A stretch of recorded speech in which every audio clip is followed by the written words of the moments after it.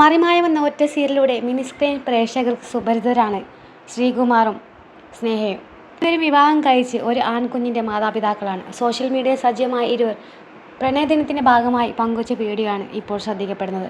Valentine's day എങ്ങനെയാണ് തങ്ങൾ ആഘോഷിച്ചതെന്ന് ഇരുവരും പുതിയ വീഡിയോയിൽ പറയുന്നുണ്ട്. ശ്രീകുമാർ എപ്പോഴും പാടുന്നതിൽ സ്നേഹയ്ക്ക് ഏറെ ഇഷ്ടപ്പെട്ട ഒരു ഇംഗ്ലീഷ് സോങ് ശ്രീകുമാർ പാടി റെക്കോർഡ് ചെയ്ത് റീൽ വീഡിയോ ആയി മാറ്റി സോഷ്യൽ മീഡിയ വഴി ഇരുവരും പങ്കുവയ്ക്കുകയാണ് വാലന്റൈൻസ് ഡേക്ക് ചെയ്തത്.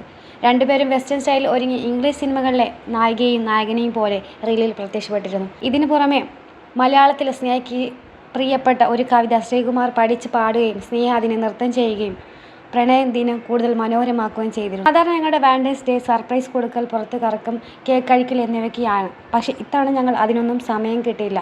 എന്താണ് വാലന്റൈൻസ് ഡേക്ക് ഗിഫ്റ്റ് വേണ്ടെന്ന് ചോദിച്ചപ്പോൾ ഒരു കവിത പാടിത്തരാനാണ് ഞാൻ ശ്രീയോട് പറഞ്ഞത്.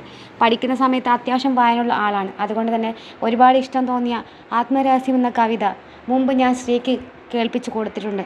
ഞങ്ങൾ ഒരുമിച്ച് 3-4 തവണ കേട്ട ശേഷം എനിക്ക് വേണ്ടി ശ്രീ അത് കാണാതെ പഠിച്ച് പാടി കേൾപ്പിച്ചു തന്നു. ശ്രീ പാടിയപ്പോൾ ഞാൻ അതിനൊപ്പം ഡാൻസ് ചെയ്തിരുന്നു.